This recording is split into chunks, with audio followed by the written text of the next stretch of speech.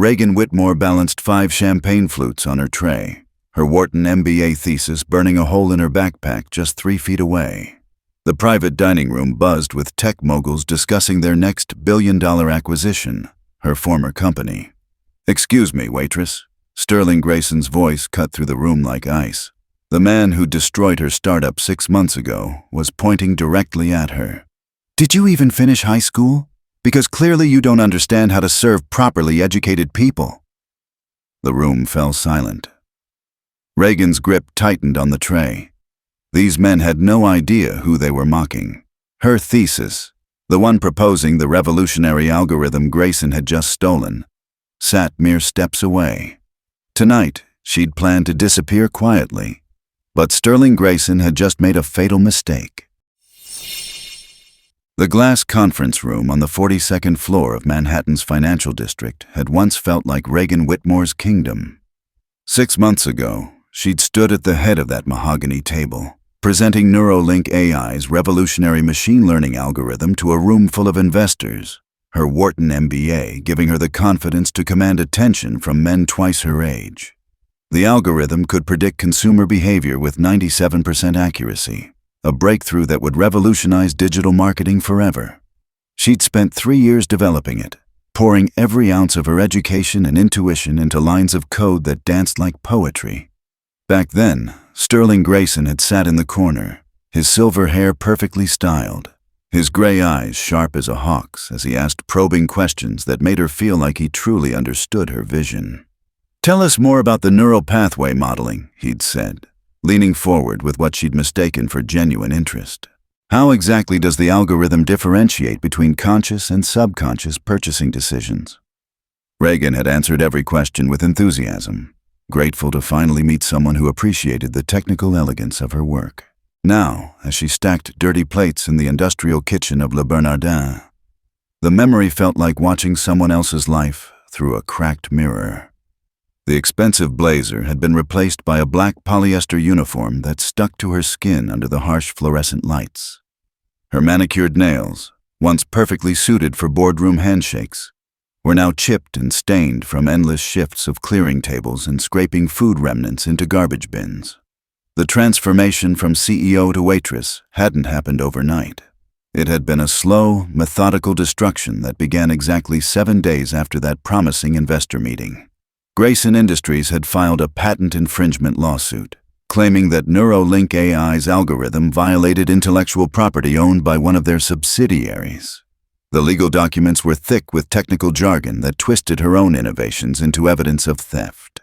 Within weeks, her investors had fled, her employees had scattered to safer companies, and her life's work had been reduced to a court battle she couldn't afford to fight.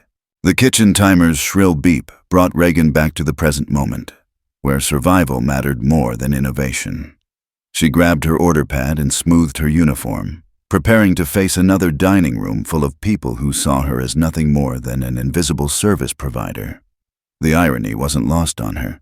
She was serving the same type of tech executives who had once courted her business, men who threw around terms like disruption and paradigm shifts, while she refilled their water glasses and pretended not to understand their conversations.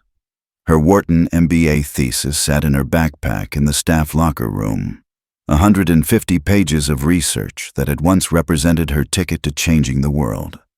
Now it felt like evidence of dreams too expensive to maintain. The student loan payments alone were crushing her, adding to the legal fees from her failed attempt to fight Grayson's lawsuit. But she kept the thesis close, a reminder that beneath the uniform and the exhaustion, the mind that had created Neuralink AI was still sharp, still hungry, still planning. The dining room hummed with the kind of quiet conversations that moved millions of dollars with handshakes and nods. Reagan moved between tables with practiced invisibility, her trained ear catching fragments of discussions about market positioning, acquisition targets, and competitive landscapes. These people lived in the world she'd been violently ejected from, a world where education and innovation were supposed to matter more than manipulation and theft. But Sterling Grayson had taught her that intelligence meant nothing without power, and power belonged to those willing to destroy others to get it. She'd learned that lesson the hard way, watching helplessly as her algorithm, her baby, was repackaged and sold under the Grayson Industries banner. The press releases had made no mention of Neuralink AI or Reagan Whitmore. To the world, Sterling Grayson was a visionary who developed revolutionary consumer prediction technology. To Reagan, he was the thief who'd stolen her future and left her drowning in debt and legal bills. As she cleared the remnants of another expensive meal, Reagan caught her reflection in the polished surface of a serving tray. The face looking back at her was thinner now, marked by sleepless nights spent researching legal precedents and counting every dollar. But her eyes still burned with the same intensity that had carried her through Wharton's most challenging courses and inspired her to launch Neuralink AI in the first place. She'd been naive to trust Sterling Grayson, naive to believe that sharing her innovations with him would lead to partnership rather than pillaging. But naivety was a luxury she could no longer afford. Every night after her shift, she studied patent law and corporate litigation, building a knowledge base that would have impressed her business school professors. She was learning the game from the bottom up, understanding how power really worked in Silicon Valley's gleaming towers. The education she'd received at Wharton had taught her how to create and innovate. Her education in Le Bernardin's dining room was teaching her how to survive and strike back. The restaurant's evening shift was winding down when Reagan finally allowed herself to acknowledge the plan that had been forming in the back of her mind for weeks. Sterling Grayson frequented the high-end establishments where New York's elite gathered to celebrate their latest victories and plot their next conquests.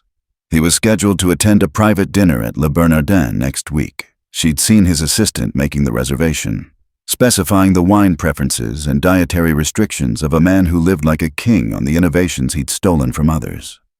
Reagan had 6 days to prepare, 6 days to transform from victim to strategist.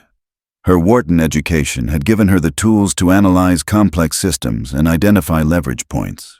Her experience as Sterling's victim had given her the motivation to use those tools against him. The woman who'd once stood confidently in boardrooms, presenting world-changing innovations to rooms full of investors, was about to discover that her most important presentation would be delivered while wearing a server's uniform in the very dining room where she now cleared dirty plates. The private dining room's warm lighting cast golden shadows across crystal glasses and polished silverware as Reagan balanced a tray of champagne flutes, her movements precise, despite the tremor of recognition that shot through her system. Sterling Grayson sat at the head of the table like a king holding court, his perfectly tailored suit and confident posture commanding attention from the 6 other tech executives who hung on his every word. He looked exactly as she remembered. Silver hair styled to perfection, gray eyes sharp with intelligence, the kind of understated elegance that came from never having to prove your worth to anyone. For a brief moment, panic fluttered in Reagan's chest as she wondered if he would recognize her, but his gaze passed over her with the same indifference he'd show any piece of furniture. 6 months of working double shifts, eating cheap meals, and sleeping poorly had changed her appearance more than she'd realized. The confident CEO who'd once commanded his attention had been replaced by just another invisible service worker. Exactly as she'd planned. Moving around the table with practiced efficiency, Reagan poured champagne, while her former tormentor regaled his guests with stories of Grayson Industries' latest triumph. "The algorithm we developed last year has exceeded every projection," he said, his voice carrying the satisfied tone of a man accustomed to success. "Consumer prediction accuracy is running at 96.8%, which puts us ahead of every competitor by at least 15 percentage points." The numbers hit Reagan like physical blows. Those were her numbers, her breakthrough, her life's work being presented as Sterling's genius. She kept her face carefully neutral as she served his drink, fighting the urge to dump the entire tray over his silver head. Instead, she lingered just long enough to hear him continue. "The beauty of this particular innovation is its elegance.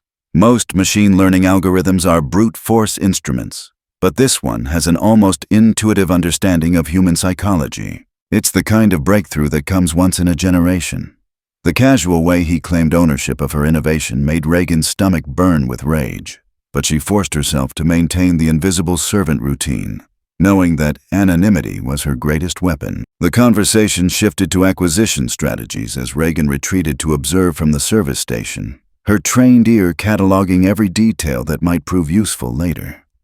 Sterling's confidence was absolute.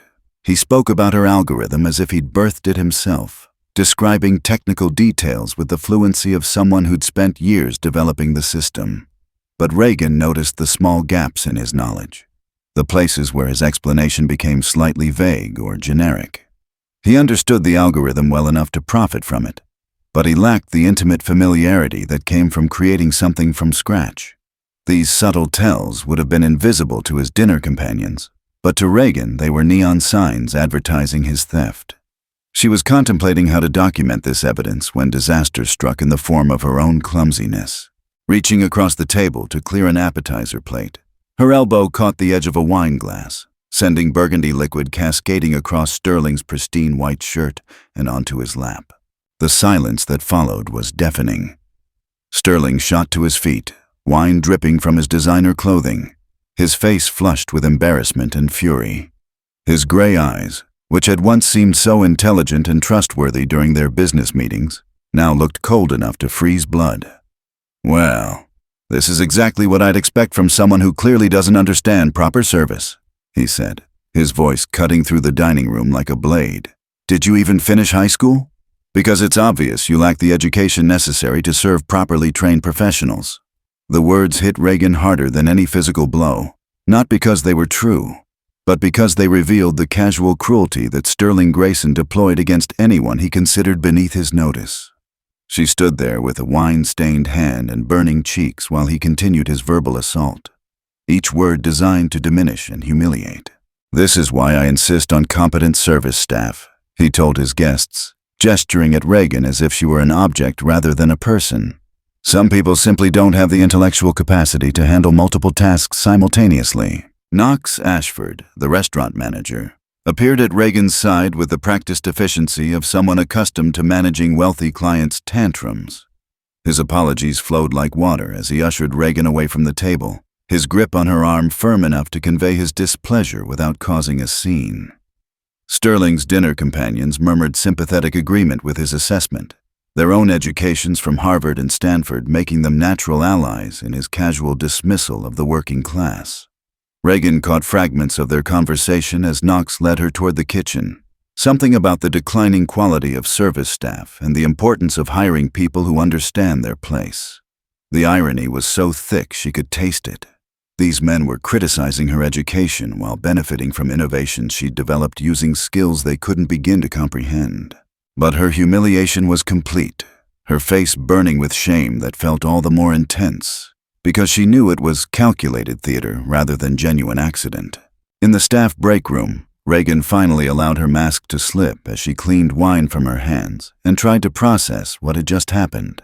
Sterling Grayson had revealed himself completely in that moment, showing the contempt he felt for anyone who didn't possess his wealth and status.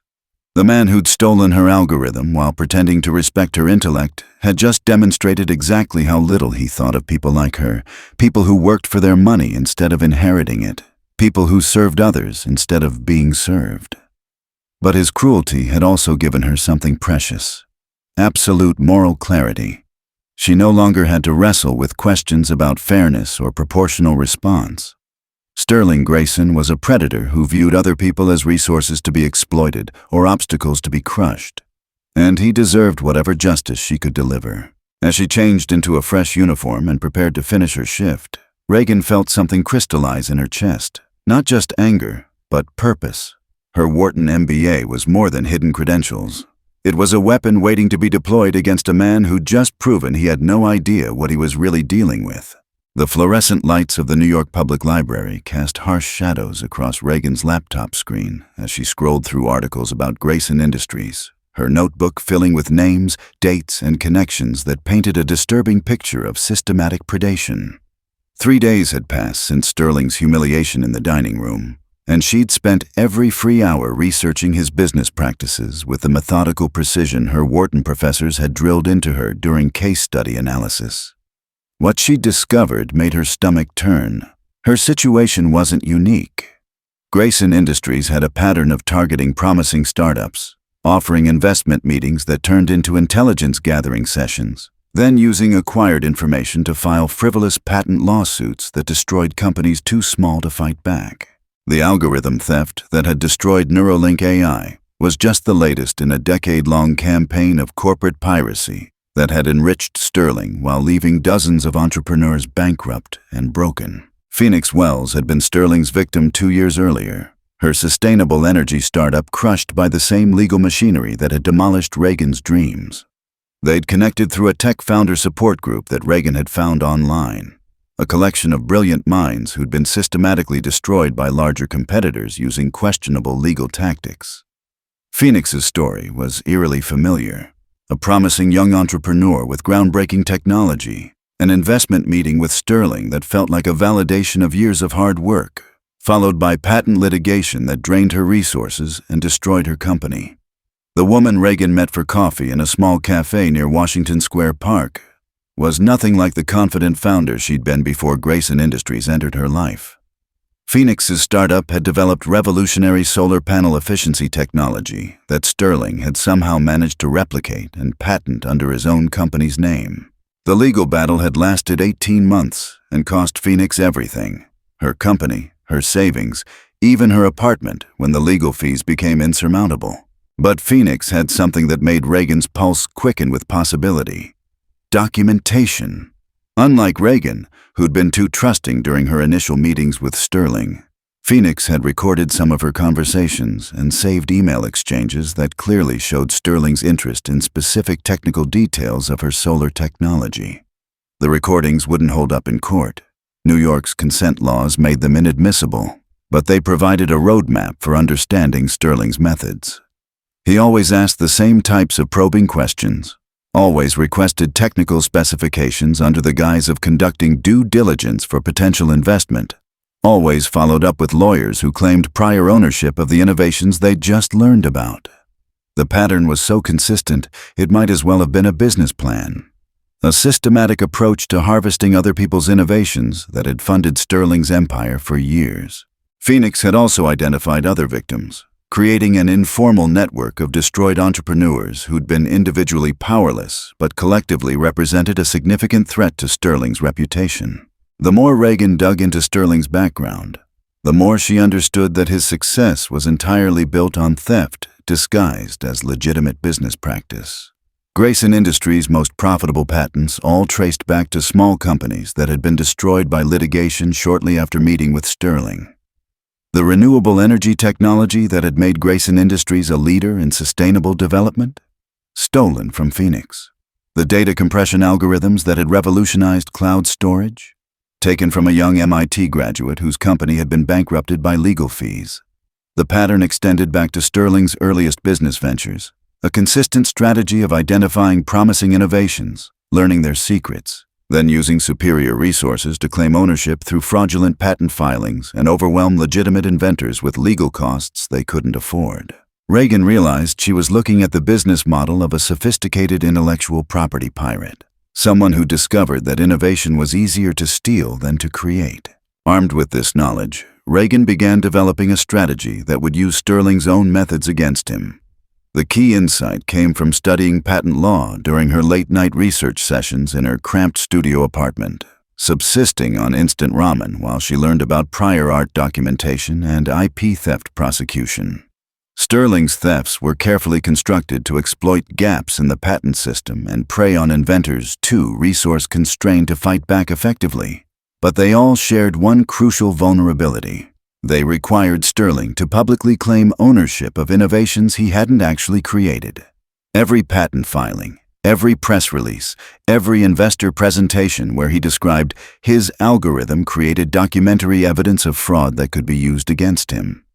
Reagan's Wharton education had taught her how to analyze complex financial systems and identify leverage points where small actions could create large effects. Sterling's empire looked imposing, but it was built on lies that could topple everything if exposed at the right moment.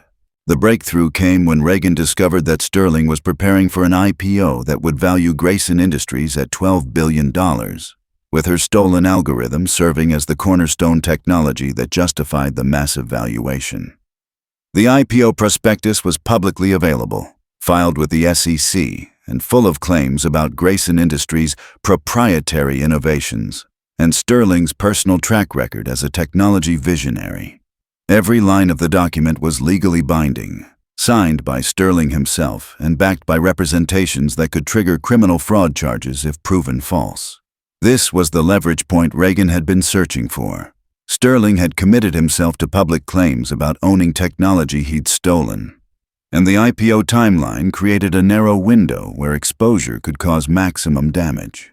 Stock fraud investigations could unravel everything, especially if she could demonstrate a pattern of systematic IP theft that went back years and involved dozens of companies. Reagan closed her laptop and walked out into the autumn evening, her mind racing with possibilities as she navigated the familiar streets between the library and her apartment. Comment below if you're watching from somewhere that values justice over wealth. She'd learned that power concentrated in the hands of people like Sterling Grayson required constant resistance from those brave enough to fight back. The plan forming in her mind was risky and complex, requiring precise timing and coordination with other victims who'd been scattered and demoralized by Sterling's systematic destruction. But for the first time since her company's collapse, Reagan felt something that had been missing for months: hope. She had 6 months of operational data about Sterling's habits from her work at Le Bernardin, documentation of his theft pattern from Phoenix and other victims, and legal knowledge gained from months of desperate research. Most importantly, she had her Wharton MBA thesis sitting in her backpack, 150 pages of technical documentation that could prove she'd developed the algorithm Sterling was using to justify a $12 billion valuation. The invisible waitress was about to become the most dangerous person in Sterling Grayson's life. The gleaming lobby of Grayson Tower stretched 40 feet overhead, its marble floors reflecting the late afternoon sun that streamed through floor-to-ceiling windows overlooking Central Park. Reagan pushed a cart loaded with catering supplies toward the executive elevator bank, her catering company uniform providing the perfect camouflage for reconnaissance that would have been impossible in her former life as a CEO. Knox Ashford had reluctantly assigned her to high-profile catering events after the wine incident, viewing it as punishment for her clumsiness. But Reagan saw it as an unprecedented opportunity to study Sterling Grayson's operation from the inside. The executive floors of his building were normally accessible only to employees and invited guests, but catering staff moved through these spaces with the same invisibility she'd learned to leverage at Le Bernardin. She was a ghost in Sterling's world, privy to conversations and planning sessions that revealed the true scope of his empire. The 38th floor housed Grayson Industries' executive conference rooms, spaces designed to intimidate and impress with their mahogany panels, Persian rugs, and original artwork that probably cost more than Reagan's annual salary.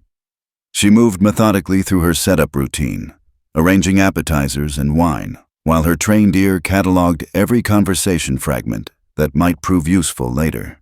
Sterling's voice carried clearly from the corner office where he was conducting a video conference with potential IPO underwriters, his confident tone describing Neuralink AI's algorithm as the revolutionary breakthrough that would transform digital marketing forever. Reagan's hands shook slightly as she arranged canapes on silver trays, listening to Sterling claim credit for innovations that had consumed 3 years of her life. The casual way he discussed his technology made her want to march into that office and expose him immediately. But she forced herself to maintain the long-term perspective that would make her revenge both complete and devastating. Moving through the executive suite with practiced efficiency, Reagan began to understand the physical layout that would be crucial for her eventual confrontation with Sterling. His corner office dominated the floor, with windows facing both Central Park and the Hudson River, a view that declared his status to anyone who entered. The main conference room where he held his most important meetings was adjacent to his office, connected by a door that was usually kept open during business hours. Security cameras were positioned throughout the space, but Reagan noticed they were focused on entrances and exits rather than service areas where catering staff worked. The executive assistant's desk commanded a clear view of anyone approaching Sterling's office, but the woman who occupied that position treated catering staff as furniture, barely acknowledging their presence as they moved through her domain. These details were invaluable intelligence for someone planning to infiltrate Sterling's world and expose his crimes when he'd be most vulnerable. The conversation that changed everything happened during Reagan's third catering assignment at Grayson Tower, when Sterling and his board of directors gathered for what they believed was a private strategy session about managing potential IPO complications. Reagan was arranging dessert service in the adjoining room when she heard Sterling's voice take on a harder edge as he discussed liability management with his closest advisors. "The Phoenix Wells situation is completely contained," he said, his tone suggesting they were discussing pest control rather than human destruction. "Her company's gone, she's financially ruined, and the non-disclosure agreement ensures she can't cause problems for us publicly. But I want increased monitoring of all former targets to make sure none of them develop sudden spine."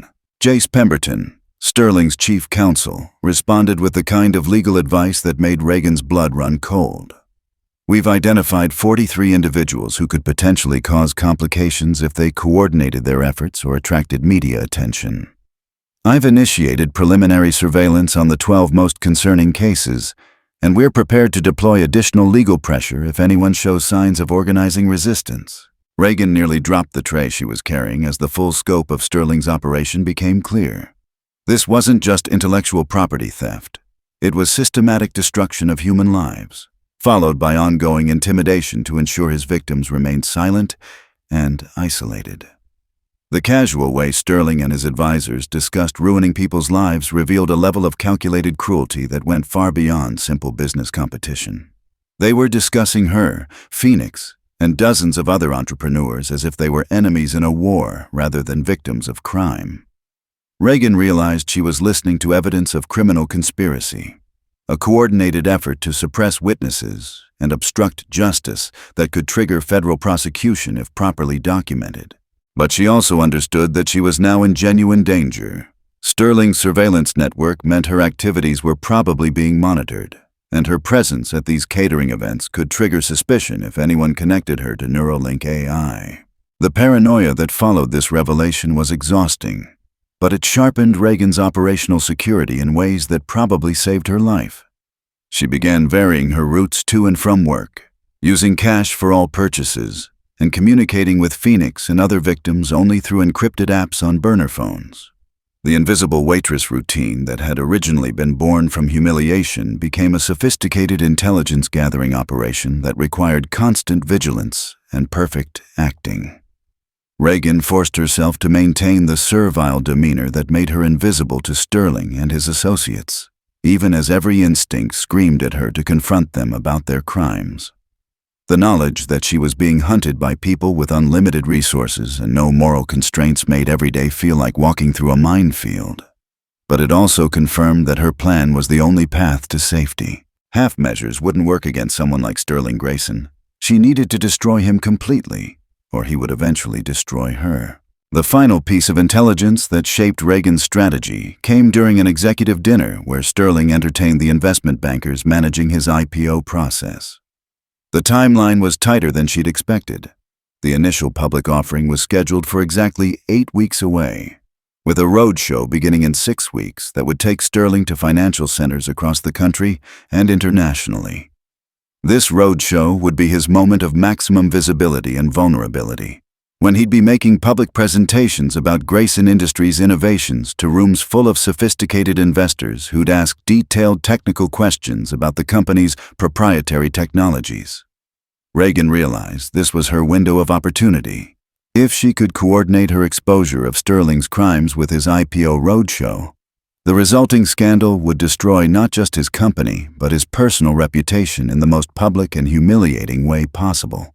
The investment bankers were already nervous about potential complications, discussing due diligence procedures and disclosure requirements with the kind of anal attention to detail that would make any fraud exposure catastrophic for everyone involved.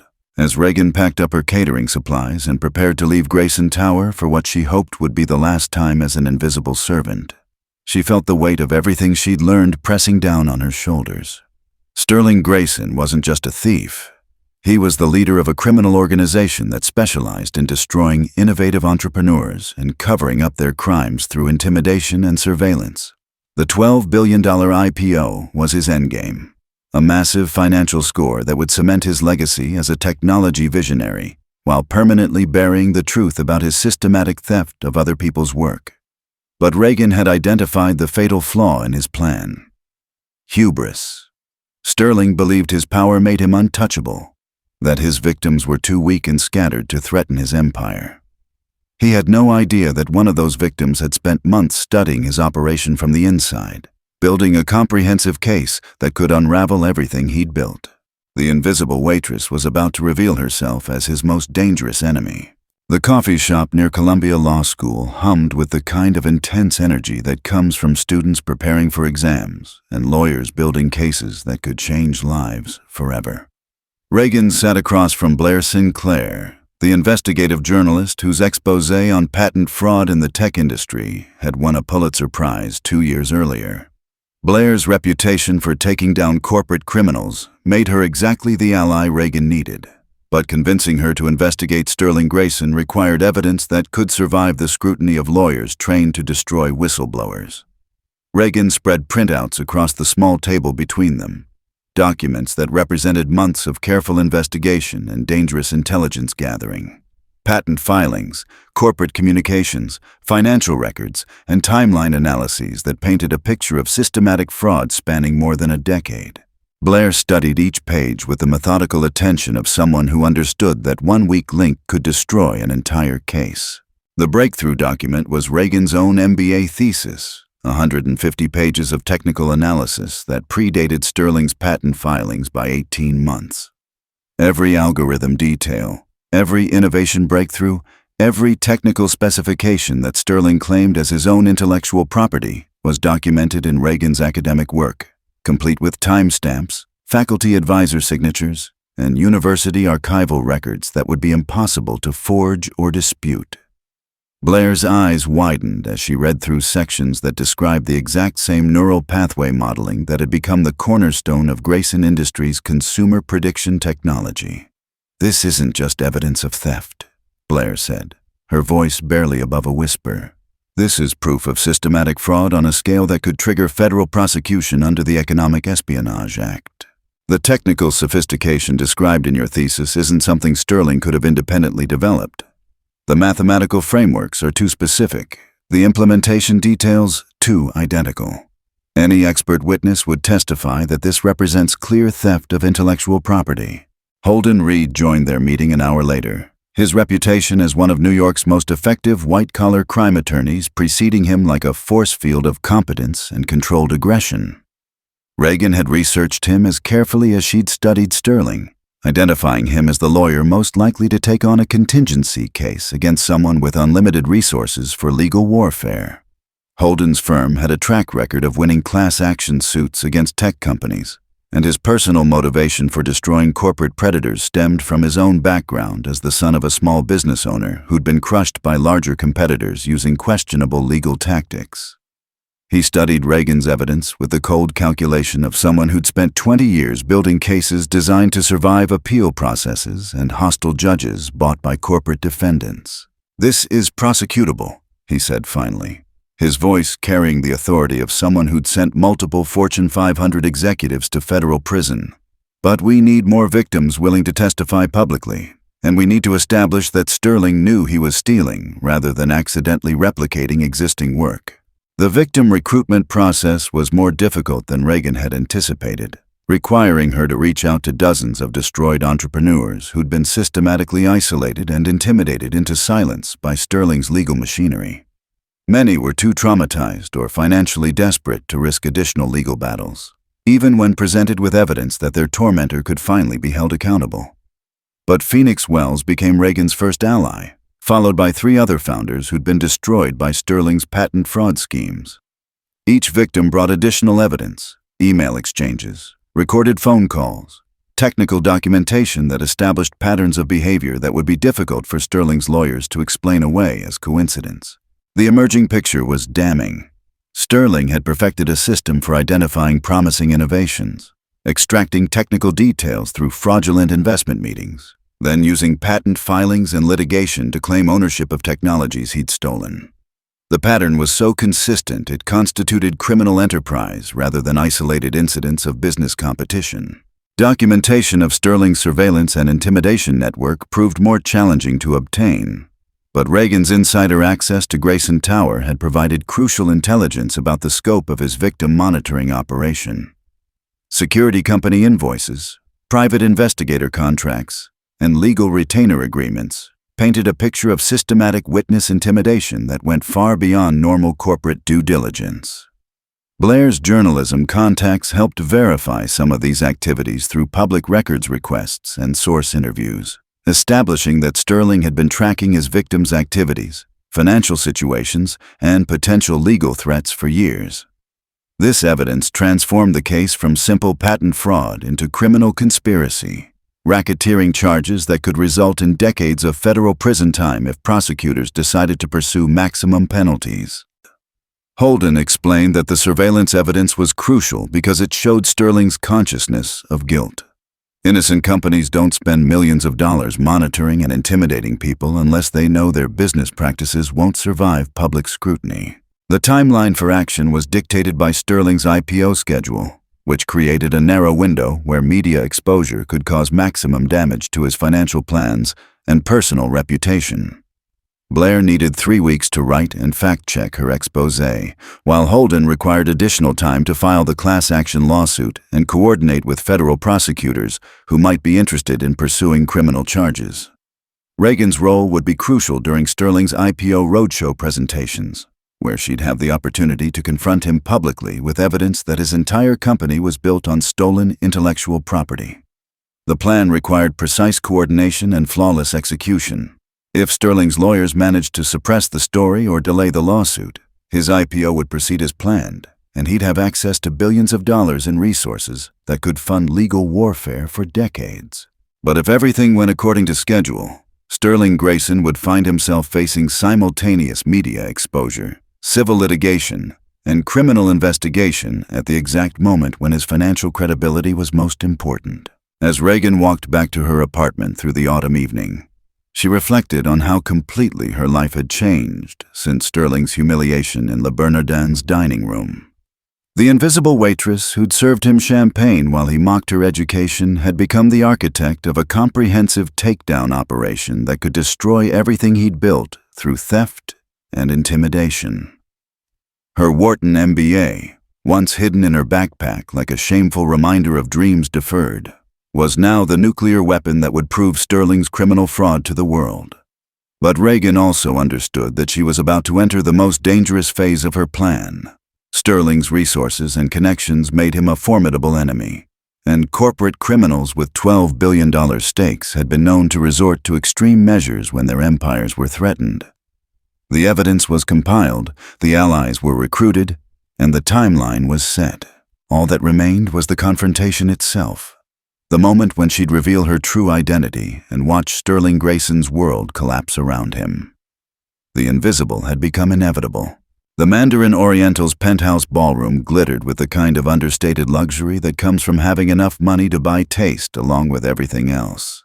Sterling Grayson's IPO celebration party was designed to impress the investment bankers, institutional investors, and financial journalists who would determine whether his $12 billion valuation became reality or cautionary tale. Reagan moved through the crowd with the practiced invisibility she'd perfected over months of serving people who treated her like animated furniture, her catering uniform providing perfect camouflage for the final intelligence-gathering mission before her carefully orchestrated confrontation. The guest list read like a directory of American financial power, managing directors from Goldman Sachs, portfolio managers from BlackRock, senior partners from the law firms that structured billion-dollar deals. These were the people whose approval would validate Sterling's story about being a self-made technology visionary. The same people who would feel personally betrayed when they discovered their due diligence had missed systematic fraud spanning more than a decade. The tiny recording devices Blair had provided were nearly invisible, state-of-the-art equipment that her journalism contacts used for investigative work in corporate environments where traditional recording methods would be detected by security sweeps. Reagan had practiced concealing them during her setup routine. learning to plant audio transmitters in floral arrangements and camera equipment in service stations where they could capture conversations without triggering the counter-surveillance measures that Sterling's security team deployed at high-stakes events. Tonight's recordings would provide final documentation of Sterling's public claims about owning Reagan's intellectual property, statements that would become evidence in the federal fraud case that Holden was preparing to file. But the recording equipment also represented Reagan's insurance policy. If something went wrong during her planned confrontation, the audio evidence would ensure that Sterling's crimes were documented even if she wasn't around to testify about them personally. Sterling commanded the center of the ballroom like a king holding court, his silver hair perfectly styled, and his custom-tailored tuxedo projecting exactly the kind of confident authority that made sophisticated investors believe his promises about revolutionary technology and market dominance. Reagan watched him work the room with the practiced ease of someone who'd spent decades manipulating people for profit, his charm offensive designed to make everyone feel privileged to be investing in his vision. The algorithm we've developed represents a quantum leap forward in consumer behavior prediction, he told a group of portfolio managers, his voice carrying the kind of technical authority that comes from months of rehearsing stolen innovations. Our intellectual property portfolio is absolutely bulletproof. We've spent years ensuring that every innovation is properly protected and thoroughly documented. The irony of his words made Reagan's stomach clench, but she forced herself to maintain the servile posture that kept her invisible to the man whose life she was about to destroy. The most dangerous moment of the evening came when Sterling's head of security conducted a routine sweep of the catering staff, checking identification and verifying that everyone on the floor belonged to the approved vendor list. Reagan had prepared for this possibility by ensuring her catering company credentials were absolutely legitimate. But her heart pounded as the security director studied her face with the kind of professional attention that could recognize inconsistencies others would miss. For a terrifying moment, she wondered if Sterling's surveillance network had flagged her as a potential threat, if her months of careful intelligence gathering had triggered alerts that would expose her before she could spring her trap. But the security sweep was apparently routine rather than targeted, and she was cleared to continue working after a brief verification of her employment status. The close call reminded Reagan that she was operating in hostile territory, surrounded by people who'd proven they were willing to destroy anyone who threatened their interests. Blair Sinclair's presence at the party as financial press provided crucial operational support for Reagan's plan, giving her a media ally positioned to document everything that was about to unfold. They'd coordinated their timing through encrypted text messages, ensuring that Blair would be positioned with camera equipment when Reagan made her move. The other journalists in attendance were unknowing participants in what was about to become the biggest corporate fraud story of the year, their presence guaranteeing that Sterling's humiliation would be witnessed and documented by the financial media that had celebrated his success. Reagan had studied the ballroom layout obsessively, identifying the position where she'd have maximum visibility while making her revelation, the spot where Sterling would be most vulnerable to public exposure. The serving station near the main presentation area would give her access to the microphone system that Sterling was planning to use for his formal IPO announcement, the perfect platform for her counter-presentation about his criminal activities. The final preparation involved reviewing her Wharton MBA thesis one last time, ensuring she could cite specific page numbers and technical details that would prove her ownership of the algorithm Sterling was using to justify his massive valuation. The document represented thousands of hours of research and innovation, academic work that predated Sterling's patent filings by 18 months and established beyond doubt that she was the true creator of the technology he'd stolen. But the thesis was more than evidence. It was the symbol of everything Sterling had tried to destroy when he targeted her company and her dreams. Tonight, it would become the weapon that destroyed him in return. Proof that education and intelligence could triumph over wealth and corruption when deployed with sufficient precision and determination. Reagan tucked the printed pages into her service apron, positioning them for easy access during the confrontation that would change both their lives forever. As the evening's program moved toward Sterling's keynote presentation about Grayson Industries' future, Reagan felt the familiar sensation of pre-game nerves that she remembered from her most important business presentations at Neuralink AI. The difference was that tonight's stakes went far beyond quarterly earnings or market share. She was about to attempt the complete destruction of a criminal empire, the public exposure of systematic fraud that had destroyed dozens of innovative companies and their founders. Success would mean justice for herself and Sterling's other victims, validation of the principle that merit should matter more than manipulation. Failure could mean lawsuits, criminal charges, or worse. Sterling had proven he was willing to destroy anyone who threatened his interests, and people with $12 billion at stake had access to solutions that went beyond conventional legal warfare. Reagan checked the positioning of Blair's recording equipment one final time, confirmed that Holden was standing by with legal documentation, and began her final approach toward the serving station that would become her platform for confronting Sterling Grayson. The invisible waitress was about to step into the spotlight and reveal the truth that would bring down one of Silicon Valley's most celebrated success stories. The ballroom fell silent as Sterling Grayson approached the podium, his confident stride and warm smile projecting exactly the kind of visionary leadership that had made institutional investors eager to participate in his $12 billion IPO. Reagan positioned herself at the service station 20 feet away, her heart hammering against her ribs as she watched the man who destroyed her life prepare to celebrate the ultimate validation of his criminal enterprise.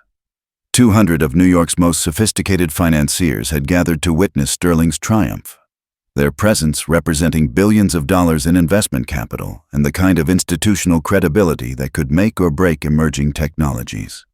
In 90 seconds, Reagan was going to transform this celebration into the most public corporate humiliation in recent memory. But first, she needed Sterling to commit himself completely to his lies about owning her intellectual property. Sterling's opening remarks hit every note designed to inspire confidence in sophisticated investors who'd spent decades evaluating technology companies and their leadership teams. "Ladies and gentlemen," he began, his voice carrying the practiced authority of someone accustomed to commanding attention from powerful audiences, "tonight marks the culmination of 15 years spent building revolutionary technologies that will reshape how businesses understand and predict consumer behavior.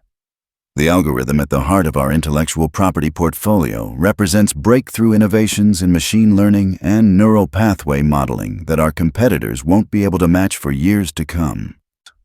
Reagan gripped the edge of the service station as Sterling described her life's work with the casual ownership of someone discussing weather patterns.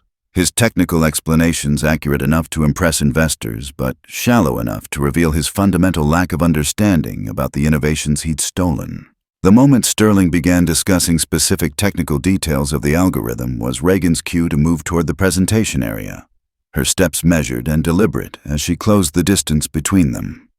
"Our proprietary neural networks achieve unprecedented accuracy in predicting consumer purchasing decisions because they model both conscious and subconscious psychological triggers," Sterling continued, his explanation lifted directly from Reagan's thesis without attribution or acknowledgement.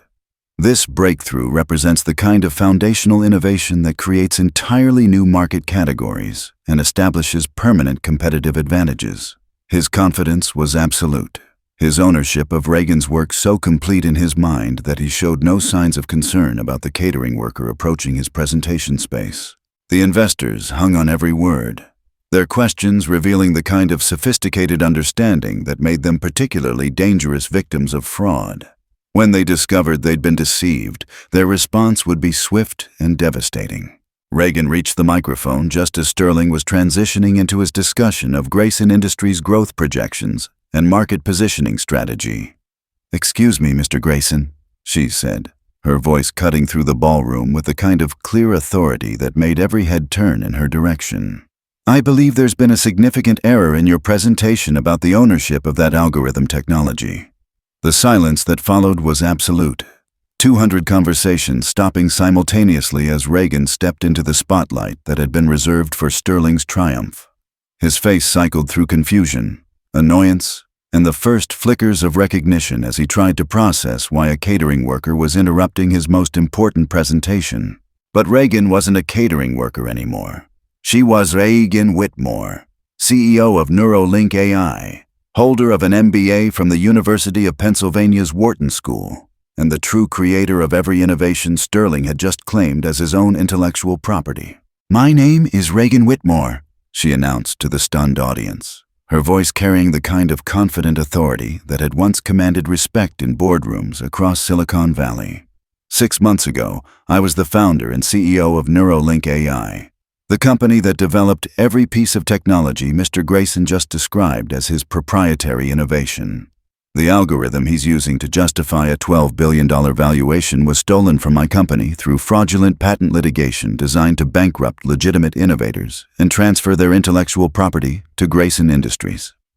Reagan pulled her thesis from her apron and held it above her head like evidence in a criminal trial. Its 150 pages representing months of research and innovation that predated Sterling's patent filings by 18 months. This document, filed with the University of Pennsylvania 18 months before Mr. Grayson's first patent application, contains every technical specification he just claimed as his own breakthrough innovation. Sterling's attempts at damage control revealed the panic of someone watching their entire empire collapse in real time. "This woman is clearly unstable," he said, his voice cracking with the kind of desperate authority that convinced no one. "She's a disgruntled former employee who's been terminated for cause and is now attempting to disrupt legitimate business proceedings through baseless accusations." But Reagan was ready for his counterattack, pulling out printed email exchanges that documented their initial meeting and his systematic extraction of technical information from her company. These communications show Mr. Grayson requesting detailed specifications about Neuralink AI's algorithm during what he claimed were investment meetings, she said, distributing copies to investors whose expressions were shifting from confusion to outrage as they began understanding the scope of Sterling's deception. 1 week after receiving this proprietary information, his lawyers filed patent applications claiming ownership of innovations I'd spent 3 years developing.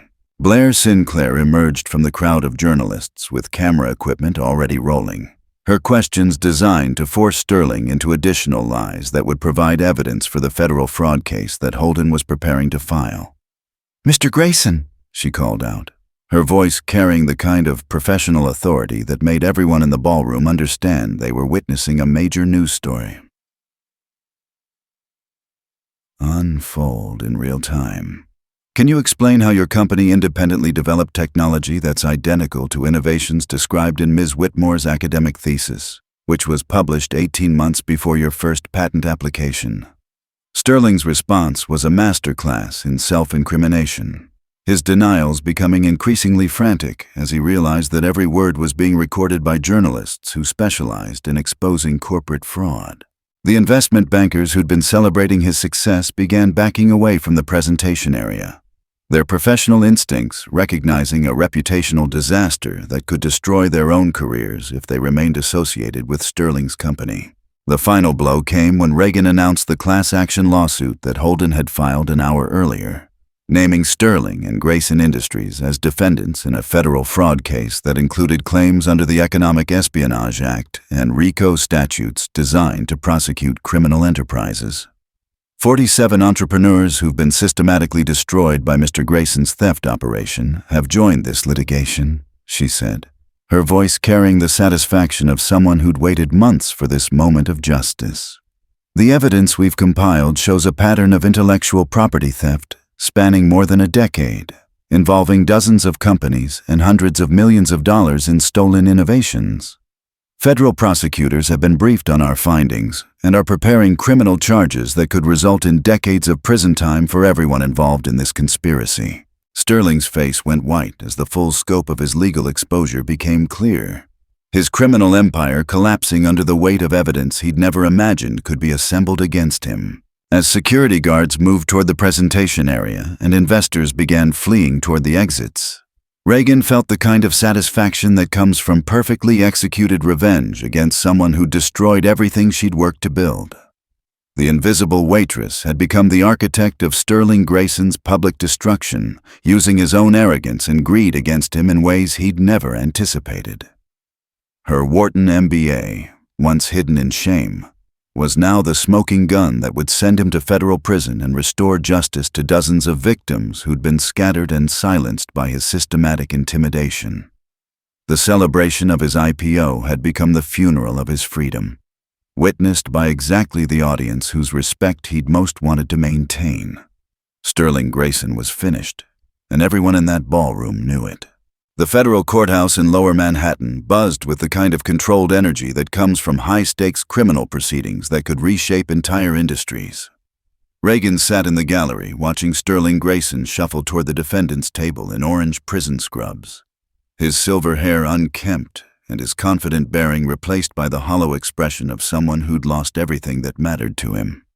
3 months had passed since his arrest on charges of securities fraud, wire fraud, and operating a criminal enterprise. But the man who'd once commanded billion-dollar investment meetings now looked like exactly what he was: a white-collar criminal facing decades in federal prison.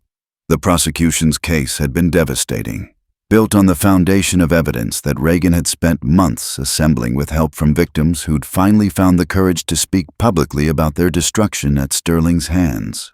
Patent filings, email communications, financial records, and victim testimony had painted an undeniable picture of systematic intellectual property theft that had enriched Sterling while destroying dozens of innovative companies and their founders. Phoenix Wells testified about the solar panel technology that had been stolen and repackaged as Sterling's renewable energy breakthrough, her voice steady despite the trauma of reliving her company's destruction. The young entrepreneur who'd once been too intimidated to fight back had become a powerful witness whose technical expertise and documentation made Sterling's theft undeniable. Other victims followed, each adding pieces to the mosaic of criminal behavior that prosecutor Sarah Chen had assembled into a case that would redefine how federal authorities approached corporate intellectual property crimes. The testimony revealed Sterling's operation as something far more sophisticated than simple business competition. It was systematic predation that targeted the most vulnerable innovators and used legal warfare to transfer their life's work to his criminal enterprise. Judge Harrison's sentencing hearing had lasted 3 days, with victim impact statements that documented not just financial losses, but the human cost of Sterling's crimes. The moment Reagan had dreamed about for months came when Judge Harrison announced Sterling's sentence: 18 years in federal prison, followed by 5 years of supervised release and complete restitution to victims whose lives had been destroyed by his criminal enterprise. The courtroom was silent, as Sterling absorbed the reality of spending the next 2 decades behind bars, his empire dissolved and his reputation permanently destroyed. Grayson Industries had declared bankruptcy within weeks of his arrest, its stock price collapsing when investors realized the company's entire intellectual property portfolio was built on stolen innovations. The IPO that was supposed to validate Sterling's genius had been canceled, replaced by SEC investigations and shareholder lawsuits that would continue for years. Reagan felt a deep satisfaction watching justice delivered to someone who'd believed his wealth and connections made him untouchable.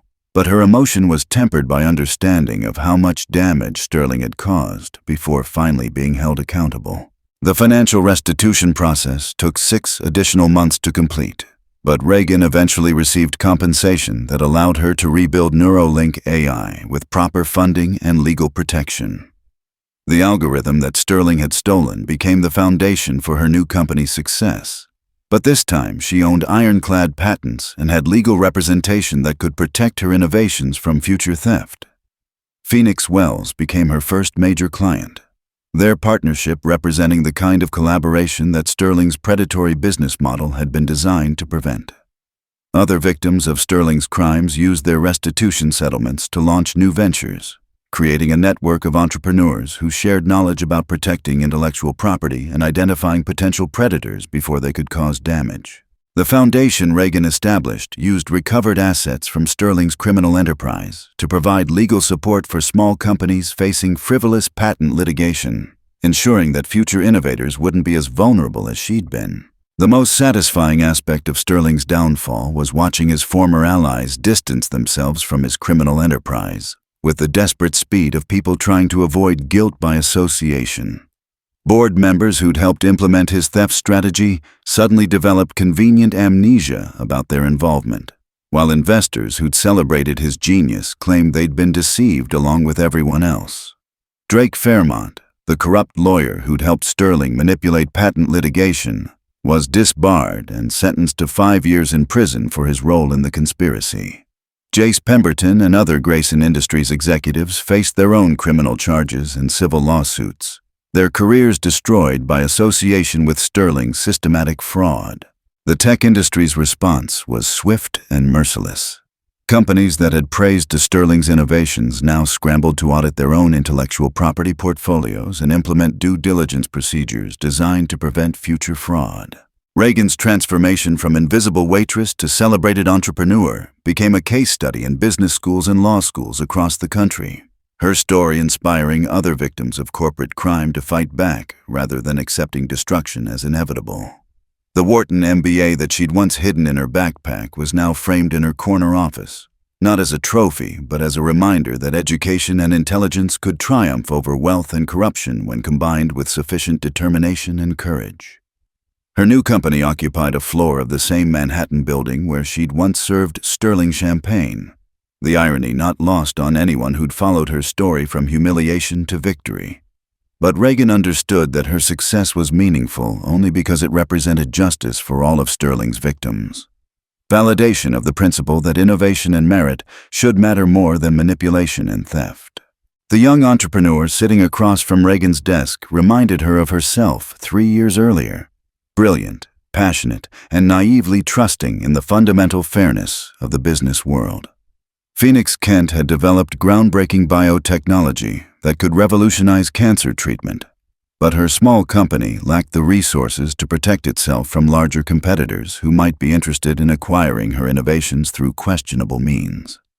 Reagan studied the technical specifications that Phoenix had brought to their meeting, recognizing the kind of breakthrough that would attract attention from predators like Sterling Grayson. But this time would be different. Reagan's foundation would provide legal protection, her company would offer strategic partnership, and Phoenix would never experience the kind of systematic destruction that had once driven Reagan to serve champagne while hiding her education. The cycle of innovation and theft that Sterling had perfected was being replaced by a network of mutual support and protection that made the entire industry stronger. As Reagan walked Phoenix to the elevator after their meeting, she reflected on how completely her life had changed since that night in Le Bernardin, when Sterling's cruelty had crystallized her determination to fight back. The invisible waitress who'd been mocked for lacking education had become a CEO whose innovations were protected by patents, legal representation, and industry respect that Sterling could never steal or destroy. Her Wharton MBA meant more now than it had when she'd first earned it. Not because of the credentials it represented, but because of the journey that had taught her how to use education as a weapon against those who sought to exploit and destroy others. Sterling Grayson was spending his nights in a federal prison cell, while Reagan was building the kind of technology company that prioritized innovation over predation. Justice had been served, but more importantly, the system had been changed to protect future innovators from the kind of systematic theft that had once seemed unstoppable.